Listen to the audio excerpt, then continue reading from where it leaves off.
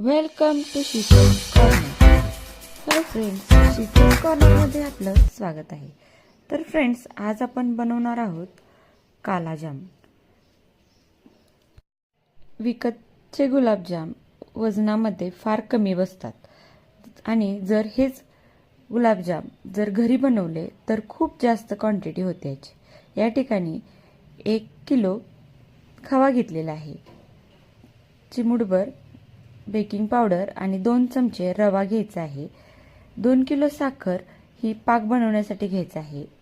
150 gram इतका मैदा आणि 400 gram paneer या ठिकाणी घ्यायचे आहे.